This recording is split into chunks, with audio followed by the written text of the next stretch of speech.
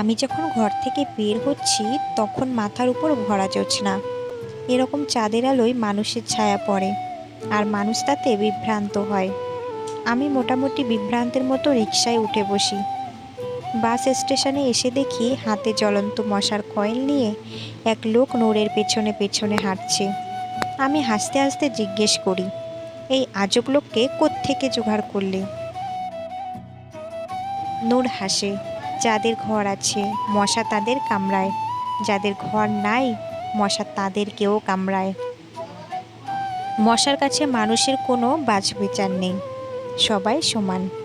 এই লোক রাস্তায় ঘুমায়, কিন্তু মশার কামড়ে নাকি ঘুম আসে না, তাই সব সময় মশার কয়েল নিয়ে ঘোরে। লোকটা নূরের কথায় অত্যন্ত আনন্দিত হয়, তারপর হাসতে হাসতে বলে, ভাইজান, যদি একটা চা খাওয়াইতেন। আমি দোকানদারকে 3 কাপ চা দিতে বলি। লোকটা আবার হাসে, যদি একটা কেক খাওয়াইতেন।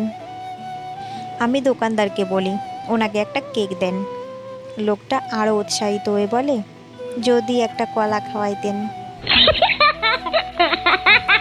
নূর লোকটাকে ধমকিয়ে ওঠে, কলা খেলে রাতে ঘুম আসবে না, তাড়াতাড়ি চা কেক খেয়ে জায়গা দখল করেন, না হলে অন্য কেউ এসে আপনার জায়গা দখল করে ফেলবে। দেশে এখন জায়গার খুব দাম।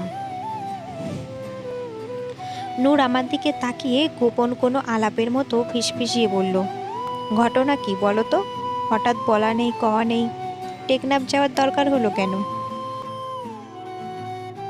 আমি রহস্য করে বলি, একটা ফুল আনতে যাচ্ছি। নূর আমার কথায় ভীষণ অবাক হয়, একটা ফুল আনতে এত দূর? তোমার মাথা খারাপ হলো নাকি? আমি আবারও হেয়ালি করি, পৃথিবীর কোনো প্রেমিকের মাথা কখনো ঠিক ছিল না। একবার প্রেমে পড়েছে তাদের সবার মাথায় সমস্যা দেখা দিয়েছে। নূর আমার রসিকতা ধরতে পারে না। কি হয়েছে খুলে বলতো, আমি তো কিছুই বুঝতে পারছি না। আমি অনেকক্ষণ চুপ করে থেকে বলি, সুনন্দাকে বলেছিলাম তোমাকে কিছু একটা দিতে চাই।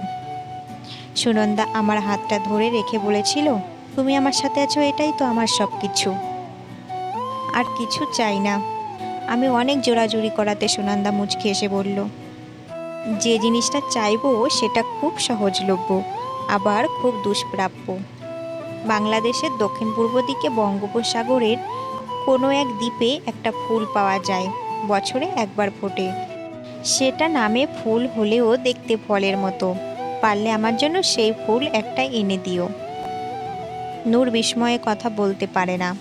অনেকক্ষণ পরে তার সদ্বিত ফেরে, তাহলে আমি কি দোষ করলাম ভাই?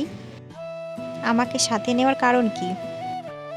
আমি এবার হেসে ফেলি, তুমি হারানো মানুষ খুঁজে পাওয়াতে ওস্তাদ, এবার না হয় আমার জন্য একটা হারানো ফুল খুঁজে দেবে। কারো কারোর জন্য তো একটা ফুল একটা মানুষের জীবনের সমান। নূর কিছু বলে না। আমি ভয়ে ভয়ে বলি, আমরা নাফ নদী দিয়ে বঙ্গোপসাগরে বের হয়ে যাব, তারপর ছোট ছোট দ্বীপগুলোতে ফুলটা খুঁজব। আমি নূরের ধমক খাওয়ার জন্য অপেক্ষা করি। নূর মুখ কালো করে বলে, বাস ছাড়তে এখনো ঘন্টাখানেক বাকি, চল কর্ণফুলীর পাড় থেকে ঘুরে আসি। নোঙর করে থাকা জাহাজ আর মাছ ধরার ট্রলারে লাল নীল বাতি জ্বলে, দেখে মনে হয় এক ঝাঁক তারা নিয়ে আকাশটা নদীতে নেমে এসেছে। কর্ণফুলীর পাড়ে এসে আমি অবাক হয়ে গেলাম, জোছনায় নদীটাকে অপার্থিব লাগছে। নূর রহস্যময় গলায় বলে, অনেক বছর আগে আমার পূর্বপুরুষ এই নদীর উপর দিয়ে সাম্পানে করে রেঙ্গুর শহরে গিয়েছিল বাণিজ্য করতে। আমি রসিকতা করি, আব্দুল গফুর আলী সেজন্যই তো গান লিখেছিলেন, বানুরে অবানু আই যায়ুম রেঙ্গুর শহর, তো আর লাই আইলুম কি। নূর আমার কথায় কান দেয় না। দেখতে পাই জোছনার আলো নূরের গালের উপর চকচক করছে। অবাক হয়ে বলি, তুমি কাঁদছো নাকি? নূরের গলা বুঝে আসে, অথচ দেখো, আজকে হাজার হাজার মানুষ একটু আশ্রয়ের খোঁজে, একটু খাবারের জন্য নাফ নদী পার হয়ে এ দেশে আসতে চাইছে। আমার হঠাৎ করে বাস স্টেশনে মশার কয়েল হাতে নিয়ে ঘোরা লোকটার কথা মনে হলো। একটু মাথা গোঁজার জন্য, একটু খাবারের জন্য সারা পৃথিবীতেই এরকম কত লোক ঘুরে বেড়াচ্ছে। আমার খুব মন খারাপ হয়। আসলে গৃহহীন মানুষের কোনো দেশ নেই। আমার আর কিছু ভালো লাগছে না।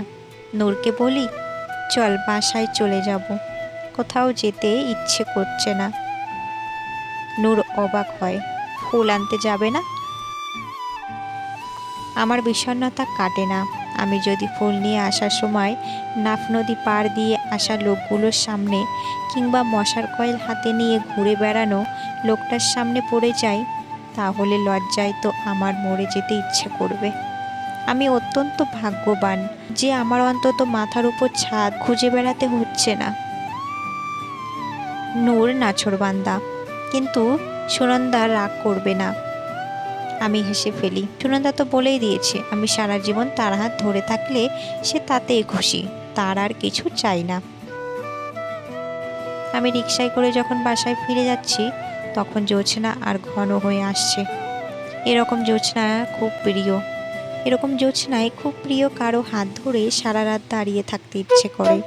আমি সুনন্দার বাসার সামনে চলে যাব কিনা ভাবছি। এরকম জ্যোৎস্নায় কেউ বেশিক্ষণ ঘরের ভেতরে থাকতে পারবে না। কখনো না কখনো তাকে বারান্দায় আসতেই হবে। সে দেখবে অনেক দূরে একটি ছেলে ধ্যানমগ্ন সন্ন্যাসীর মতো একা বসে এক মনে আকাশের দিকে তাকিয়ে আছে। জ্যোৎস্নায় ছেলেটির ছায়া পড়েছে রাস্তায়। তারপর একবার ছেলেটির দিকে, আরেকবার, তারপর একবার ছেলেটির দিকে, আরেকবার তার ছায়ার দিকে তাকাতে তাকাতে পুরোপুরি বিভ্রান্ত হয়ে যাবে সে।